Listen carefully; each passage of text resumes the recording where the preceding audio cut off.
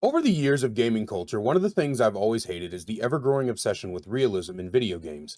I'm not saying games shouldn't have realistic themes or plot lines, I'm saying that the need for games to look as close to real life as possible is, well, stupid. The obsession with non-stylized graphics in favor of gritty realism never really set well with me, as games are supposed to be similar to animation, where the art style enhances the story and experience in ways real life just couldn't do it. For an example, in a game like Minecraft, I hate those texture packs where everything is hyper photorealistic. Not only does it turn my computer into an active volcano, but it also takes away from the charm of the original game and doesn't add anything. Everything is still blocks, but now they look like those nightmarish scenes from SpongeBob episodes. Even in games like The Last of Us, I hated the uncanny valley look of the characters, but the environments were pretty and the story was of course amazing. I haven't seen the HBO show, so maybe this is a moot point taking that into account, but my point is that realism in video games being strived for has always bothered me, and for the longest time I assumed the vast majority of gaming culture as a whole agreed with me. For years, I've seen people all throughout gaming culture talk about how they would rather AAA gaming companies focus on story, mechanics,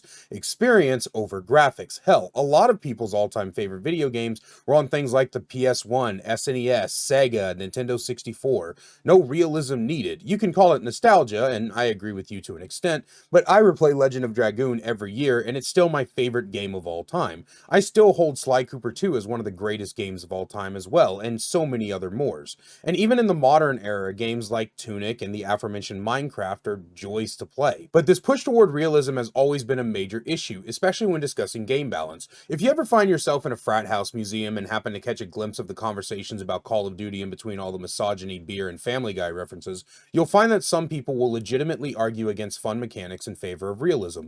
Oh, of course you can't animation cancel your reload. That's unrealistic. Of course you shouldn't be able to slide on your knees everywhere. That's unrealistic. Bro, what do you mean you just want to play for fun? That's so unrealistic. The idea that games have to lean toward realism has been the bane of FPS games for a long time. Games like Fortnite, Apex Legends, Doom 2016, and more started breaking the mold by incorporating insane movements, powers, multiple different types of weapons. The prioritization to give the player a sense of momentum and crazy gunplay is far more important to stupid shit like gun weights and run speeds. Even shit that didn't work that well, like Vampire Masquerade and Hyperscape, tried giving us fun and new mechanics that played a huge part in creating a fun new experience. If I wanted to shoot foreigners with realistic weapons while pretending I'm not racist, I'll join the military, not buy a fucking video game. That last statement brings us to the topic of today's video, Unrecord, which I keep wanting to call Unrecorded because after the backlash coming from this game, that's what I'd want to do if I were the developer. To bring the context of everything I'm talking about, here's the gameplay demo posted to the Dextero account on Twitter.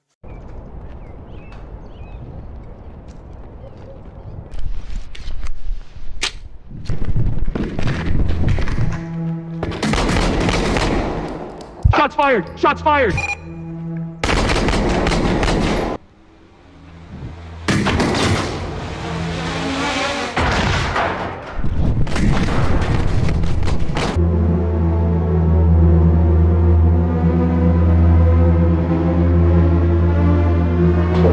Where the fuck is Oscar?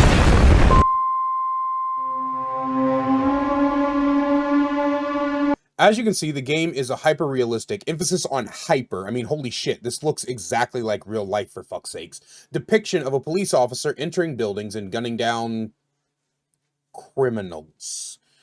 The Steam listing for the game says, Unrecorded is a single-player FPS game that tells the story of a tactical police officer from the perspective of his body camera. As you work to solve a complex case, you'll need to use your tactical and detective skills to succeed. Now, piss-poor writing skills aside, it's pretty clear this game is going to be some weirdo power fantasy for people who never got to be real cops. Cornering the Rent-A-Cop and Kyle Rittenhouses of the world market is a bold strategy, I'll admit, but hey, let me not sit here and tell people what they can and cannot make. If it's not directly hurting anyone, then who am I to tell you what you're doing is wrong, if not a little cringe? Now, obviously, the crowd who like to jack themselves off with shiny graphics are creaming their Unreal Engine lounge pants over this footage, and the police power fantasy crowd are drooling at the prospect. But there are several concerns from many vastly different parts of the gaming community. Let's start with the obvious ones first, and the ones I kind of alluded to in the last paragraph. The people who are concerned with releasing a power fantasy from the perspective of police officers.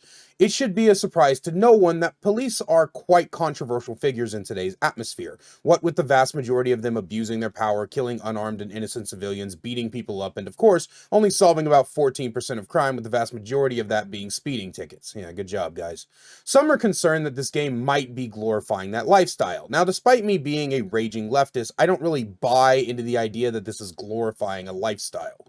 Video games being the scapegoats for evil in the world is not a new phenomenon, and it's sad to continue seeing the same dogshit arguments conservative politicians have been pushing for years be pushed by people who claim to have more sense than them.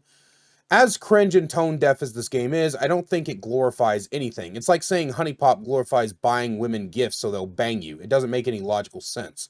However, a similar yet different problem is proposed by Let's Sell Gambling to Children Trainwrecks. In a post he says, and I quote, "This level of realism in video games should be heavily moderated in shooters for anyone under a certain age.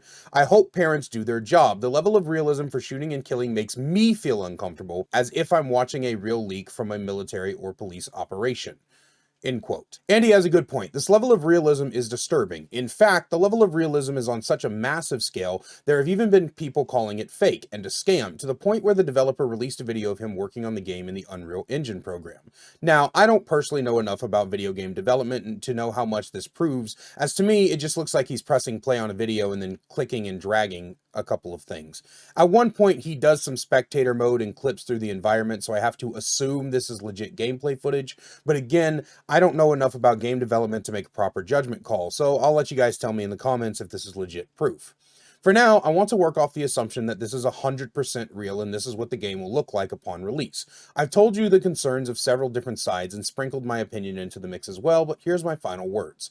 Realism, in and of itself, is a tricky thing to handle in any sort of media. You have to be careful with what you put out there. I'm not saying censor yourself in your art. Tell the story you want to tell, provide the experience you want to provide, but you need to be aware of how the rest of the world will perceive you. This footage, this style of game would work well as a horror or walking simulator. Hell, even as a Doom type game where you're fighting demons and zombies. I could even see this being a cool Shadow of Colossus type experience. But as a police shooter, it not only comes across to me as tone deaf and cringe, it comes across as kind of gross. This isn't just some power fantasy, this is real people's life experience. There are plenty of games that let you play as a cop, but not to this degree. It's the same thing as those surgeon games that are all cartoony and weird, but you'd probably be a bit disturbed if you played a body cam-esque game where you're working on hyper-realistic patients.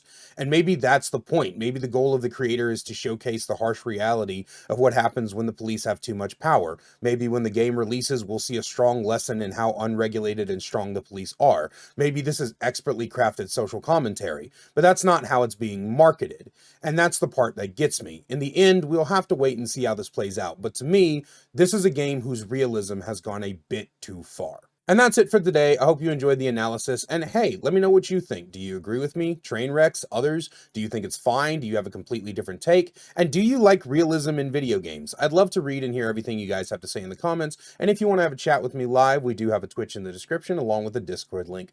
I love you all so much, and I'll see you in the next one.